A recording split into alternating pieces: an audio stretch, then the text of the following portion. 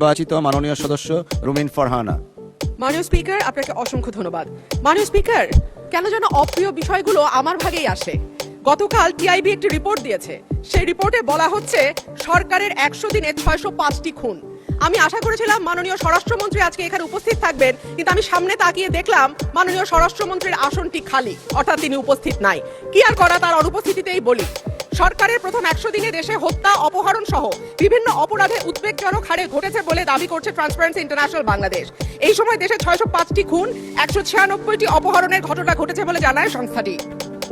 প্রতিবেদনে দেয়া পরিসংখ্যানে দেখা যায় মার্চ ও এপ্রিল মাসে মোট 605টি খুন, 294টি ছিনতাই, 90টি ডাকাতি, 196টি অপহরণের ঘটনা ঘটেছে।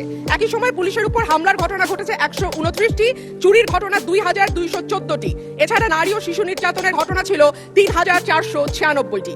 আলোচিত সময় ধর্ষণের শিকার হয়েছে 78 থেকে 102 জন, গণধর্ষণের শিকার 30 থেকে 36 এবং ধর্ষণের শিকার শিশুর সংখ্যা 49 থেকে 71 জন।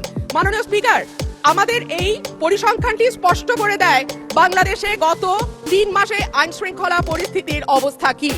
আমি বলেছিলাম যে এই সরকারের অর্থনীতি এবং আইন শৃঙ্খলা এই দুটো বিষয়ে যারা মন্ত্রণালয়ের দায়িত্বে আছেন তাদের উপরে নির্ভর করবে 50 ভাগ এবং বাকি 50 ভাগ অন্যান্য মন্ত্রণালয়ের উপরে, যে এই সরকারটি কতটুকু সফল বা ব্যর্থ হবে। আজকে মাননীয় স্বরাষ্ট্রমন্ত্রী সংসদে উপস্থিত থাকলে আমার পক্ষে সহজ হতো আরো স্পষ্ট করে বলা যে এই সরকারের সফলতার 50 ভাগ দায় অর্থ এবং স্বরাষ্ট্রমন্ত্রীর উপর নির্ভর করে। সুতরাং